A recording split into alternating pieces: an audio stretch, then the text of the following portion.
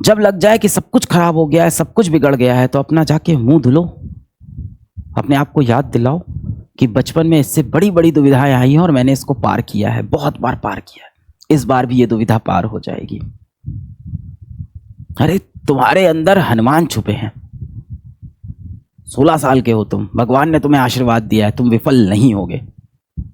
वापस जागो, वापस उठते हैं। तरीका क्या है? 2 तरीके हैं यहां से। एक, हम अर्जुना 3.0 का सिलेबस पकड़ ले और यहां का टेस्ट भी पकड़ ले। अब तो टेस्ट भी दे सकते हैं, यहां सिलेबस हमसे पीछे चल रहा है, कम बैक हो जाएगा। क्या सच में जो दिक्कत है वो बाहरी दुनिया में है, या कहीं ना कहीं दिक्कत हमारे माइंडसेट में आ गई है? शायद हमारा अपने मस्तिष्क पे ही कंट्रोल नहीं रहा है।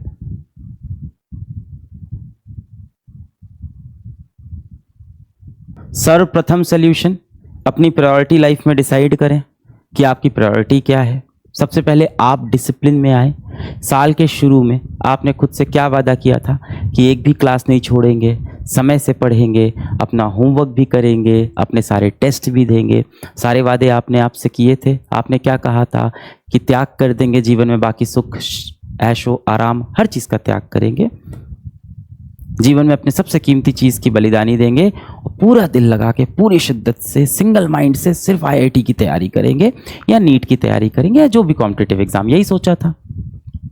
क्या हुआ? कहीं ना कहीं आप भटक गए। कहीं ना कहीं आप उन चीज़ों में समय देने लग गए जिसमें आपको नहीं देना था। आपके हाथ में जो शैतान है, जो राक्षस है, इसने आपको भटका दिया। रात में जब आपको रिवीजन करना चाहिए, जब आपको डीपीपी करना चाहिए, उस टाइम आप व्हाट्सएप पे बाबू सोना करते हुए फंस गए हो।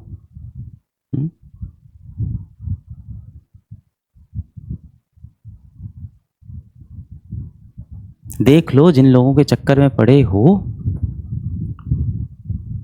एक बार देख लो ध्यान से उनको, जिनके चक्कर में आप पड़ गए हो और जिनके चक्कर में अपने जीवन का सबसे इंपॉर्टेंट, सबसे प्रोडक्टिव टाइम खराब कर रहे हो। वो आपको सही में पलकों पे बैठा के रख रहे हैं कि नहीं रख रहे हैं, या आपकी इज्जत नहीं है वहां पे भी गिड़गिड़ा रहे हैं सिर्फ आप इज्जत मांगने के लिए।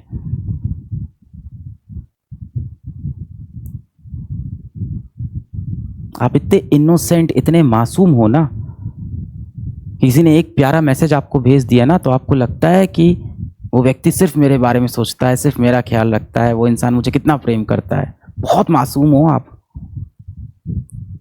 बहुत भोले हो आप, बहुत इनोसेंट हो बेटा आप। कोई आपको स्कूल में एक बार ऐसे स्माइल देके आपसे 4 बातें कर लेता है ना, आप सोचते हो गया प्यार, अब तो ये मेरे, मैं इनका। फिर लग गए इंस्टाग्राम पे उनके लिए स्टेटस लिखना, उनके लिए लाइन लिखना। वो लाइन वो पढ़ भी नहीं रहे हैं, वो लाइन आपके दोस्त पढ़ रहे हैं, समाज पढ़ रहा है।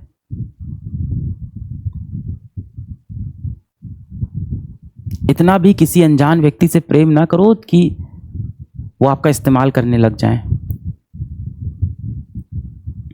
बहुत कच्ची उम्र है, बहुत भोले हो आप, दिल के बहुत साफ हो। इस उम्र में किसी से लगाव, किसी से आकर्षण, किसी से प्रेम होता है, बहुत सच्चा वाला हो जाता है दिल से। फिर वो व्यक्ति अगर सच में आपको नहीं चाहता है तो कुछ समय बाद आपसे बात करना वो बंद कर देगा, वो आगे बढ़ जाएगा। ना जाने उसको एक बार में कितने लोग से और प्रेम हो रखा होगा। आप उनकी लिस्ट में आते होगे, उनके वन एंड ओनली थोड़ी हो आप उनकी लिस्ट में हो बेटा। उस लिस्ट में भी आप झगड़ा कर रहे हो कि कब मैं टॉप पे पहुंचूंगा। क्यों जीना है ऐसा जीवन? ऐसे क्यों मजबूर हो गए हो अपने इस पापी मन के हाथों? मुझे पता है एग्जैक्ट, मुझे वो फीलिंग पता है कि जब हम बोलते हैं कि तुमको बेटा लाइफ में इससे बेटर मिलेगा, तो अंदर से आवाज आती है यही तो चाहिए सर, ये क्यों नहीं मिला? क्या कमी रह गई थी मेरी तरफ से? क्या जतन मैंने नहीं किए? क्या रह गया मेरे अंदर से जो मुझे ये नहीं मिला?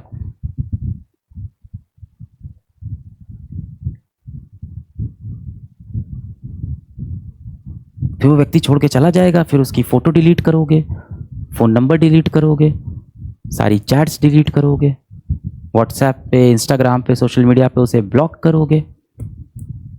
हर कोने से आप उसको डिलीट करने की कोशिश करोगे, पर जो यादें आपकी रह गई हैं, जो आपके इतने जतन, इतने एफर्ट्स आपने उसके लिए किए गए हैं, ये जो लम्हे आपने जी लिए हैं, ये डिलीट नहीं हो पाएंगे दिल से और ये चोट देते रहेंगे आपको।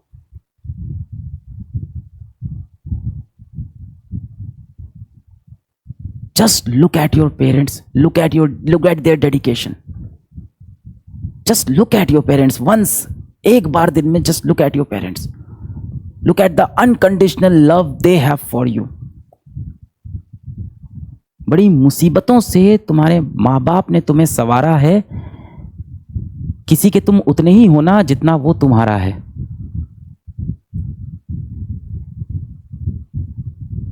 बहुत खूब लाइन है ये कि बड़ी मुसीबतों से माँ बाप ने तुम्हें संवारा है और किसी के आप उतने ही होना जितना वो तुम्हारा है। जरूरत से ज्यादा किसी के लिए मत करने लगो।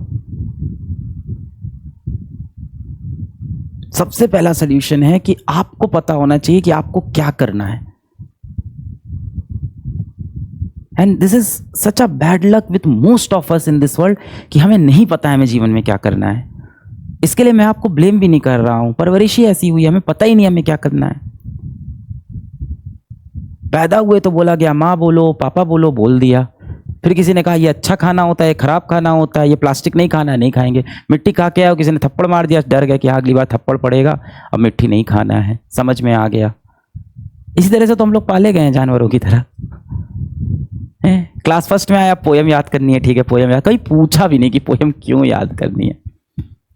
क्लास 4th 5th में आया, हिस्ट्री के लंबे लंबे चैप्टर पढ़ाए जा रहे हैं, हम पढ़े जा रहे हैं, एग्जाम में लिख के रट रट के आंसर आए जा रहे हैं, समझ में कुछ नहीं आया, कुछ नहीं आया। आज आपसे मैं पूछूं कि कोल्ड वॉर किन दो कंट्रीज के बीच में सबसे ज्यादा हुई थी, क्यों हुई थी, वर्ल्ड वॉर 1 का कारण क्या था, वर्ल्ड वॉर 2 से हम समाज में क्या सीखते हैं, कुछ नहीं। हिस्ट्री हमें क्यों पढ़ाई गई थी? हिस्ट्री हमें इसलिए पढ़ाई गई थी क्योंकि इतिहास से हमें सीखना होता है। आगे आने वाले समय में कोई चीज क्यों कब कैसे होगी ये जानने के लिए हम पीछे देखते हैं कि जो हुआ वो क्यों हुआ, वो कैसे हुआ, आगे भी वो कैसे होगा। ये सब तो किसी ने बताया ही नहीं, समझा ही नहीं, ऐसे ही पाला पोसा गया। 9th 10th में आए, सबने बोला बोर्ड सबसे इंपॉर्टेंट है, बोर्ड में नंबर लाना चाहिए, बोर्ड में टॉप करना बहुत जरूरी है, बोर्ड में 90% लाना बहुत जरूरी है, 10 CGPA बहुत इंपॉर्टेंट है, जिंदगी बन जाती है। उसके पीछे पड़ गए। 11th में आए, सबने बोला अब IIT निकाल ली, IIT गए, पूरी भेड़ चाल IIT की तरफ। अब हा चल दिए सब लोग भाई IIT निकाल लें, कंधे पे वही रोडोफ टांग के, कोचिंग का मॉड्यूल टांग के चले गए भाई, कोई मोबाइल से पढ़ना चालू कर दिया। इट्स वेरी अनलकी कि हमारा पूरा एजुकेशन सिस्टम, हमारी परवरिश कहीं ना कहीं हमें यही नहीं सिखाती कि हमें जीवन में क्या चाहिए। ये सब बातें अब आप सोचना शुरू करो, आपको क्या चाहिए। सही में आपको IIT की वो एक सीट चाहिए या नहीं चाहिए? कुछ और करना है जीवन में मेरे को, तो क्यों मैं समय बर्बाद कर रहा हूं अपने यहाँ? या सच में मैं IIT को एक मंजिल नहीं, मैं IIT को एक सफर मानता हूं कि IIT की तैयारी हो सकता हो मुझे किसी प्रीमियम इंस्टीट्यूट में ना ले जाए, हो सकता हो IIT में ना ले जाए, NIT में ना ले जाए, कहीं ना ले जाए, पर IIT की तैयारी मुझे अंदर से मजबूत कर दे, मुझे अंदर से डिसिप्लिन सिखा दे, मुझे स्ट्रैटेजी बनाना सिखा दे,